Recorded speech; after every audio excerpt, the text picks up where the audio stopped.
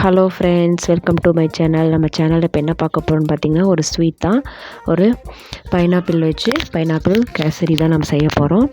அப்போது இதுக்கு செய்யறதுக்கு தேவையான பொருள் என்னென்னு பார்க்கலாம். ஒரு கப் நெய் எடுத்திருக்கேன், ஒரு கப் பைனாப்பிள் 2 ஸ்லைஸ் பொடியாக கட் பண்ணி எடுத்திருக்கேன், ஒரு கப் ரவை எடுத்திருக்கேன். அந்த ரவை எடுத்திருக்க அதே கப் அளவுக்கு நான் சர்க்கரையும் அதே அளவுக்கு எடுத்திருக்கேன். நெய் உங்கள் தேவையான அளவுக்கு தான் நான் ஒரு கப் எடுத்திருக்கேன். நீங்கள் எந்த அளவுக்கு நெய் ஆட் பண்ணுறீங்களோ அந்த அளவுக்கு கேசரி ரொம்ப நல்லாயிருக்கும், டேஸ்டியாக இருக்கும். அப்புறம் முந்திரி திராட்சை எடுத்திருக்கேன். இவ்வளோ தான் நம்ம தேவையான பொருட்கள். இப்போ நம்ம எப்படி செய்யலான்னு பார்க்கலாம். இப்போது ஒரு அடுப்பில் ஒரு பேனை சூட் பண்ணிக்கலாம்.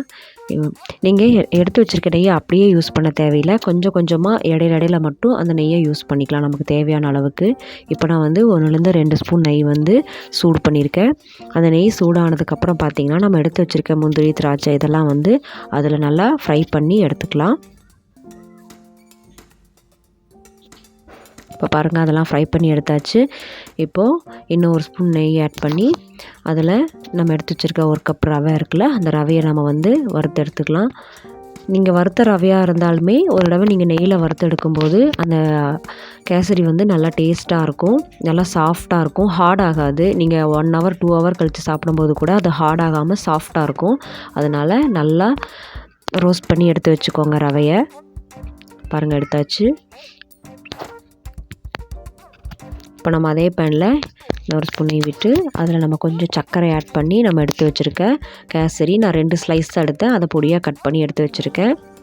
சிலர் ஜூஸாக கூட ஆட் பண்ணுவாங்க, அதாவது பைனாப்பிளை ஜூஸாக எடுத்து கூட ஆட் பண்ணுவாங்க. அந்த ஜூஸ் ஆட் பண்ணி செஞ்சாலும் நல்லாயிருக்கும். நான் பைனாப்பிள் கேசரி சாப்பிடும்போது வாய்க்குப்பட்டால் நல்லாயிருக்குமேங்கிறதுக்காக சின்ன சின்னதாக கட் பண்ணி நான் ஆட் பண்ணியிருக்கேன். இப்போ பாருங்கள், இதை கொஞ்சம் நம்ம ஃப்ரை பண்ணுவோம். ஃப்ரை பண்ணும்போதே பாருங்கள், அதுலேருந்து ஜூஸ் வெளியே வருது.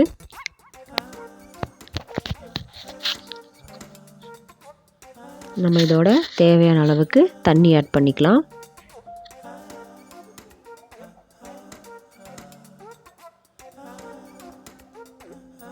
பாருங்கள், தண்ணி ஆட் பண்ணியாச்சு.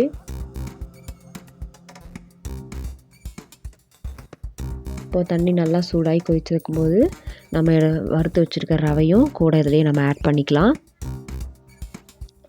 பாருங்கள், ரவையை நான் ஆட் பண்ணி கட்டி பிடிக்காமல் அப்படியே கிளறி விடணும்.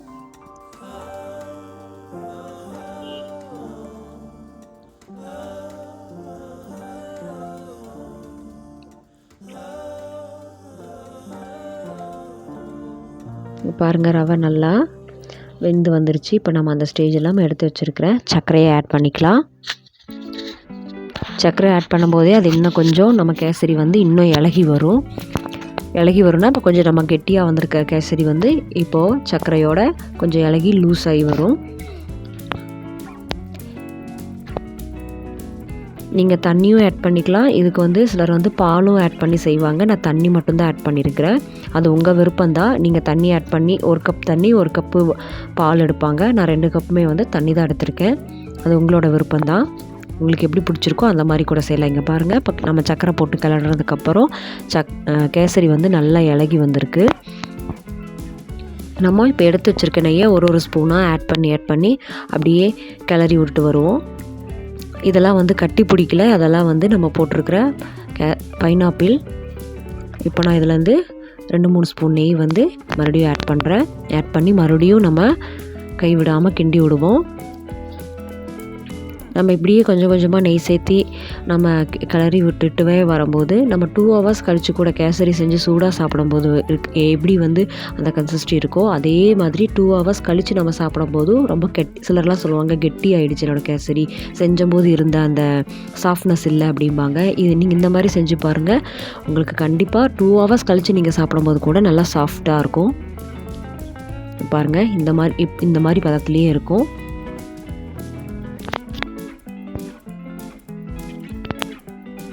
பாருங்கள், பைனாப்பிள் நல்லா வந்துருச்சு, ரவை நல்லா வந்துருச்சு, கேசரி நல்லா பதத்துக்கு இப்போ வந்துருச்சு.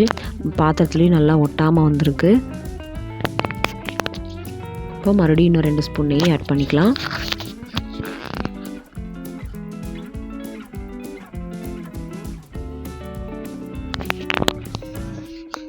பாருங்கள், நல்லா மறுபடியும் நம்ம கிளறி விட்டு எடுத்தாச்சு. இப்போ நம்ம பாத்திரத்துலேயும் அடி பிடிக்காமல் ஒட்டாமல் நல்லா வருது. இந்த ஸ்டேஜில் நம்ம வறுத்து வச்சுருக்க முந்திரி திராட்சையை ஆட் பண்ணிக்கலாம்.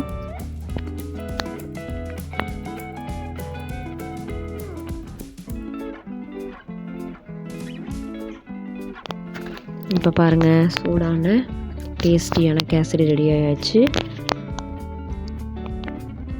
உங்களுக்கு இது ரொம்ப பிடிக்கும். நான் சொன்ன மாதிரி ட்ரை பண்ணி பாருங்கள், உங்களுக்கும் அது நல்லா வரும். இது நம்ம செஞ்சபோது எடுத்த ஃபோட்டோ.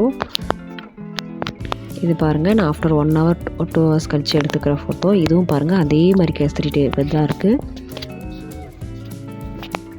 நீங்களும் இதே மாதிரி ட்ரை பண்ணி பாருங்கள், உங்களுக்கும் பிடிக்கும். தேங்க்ஸ் ஃபார் வாட்சிங்.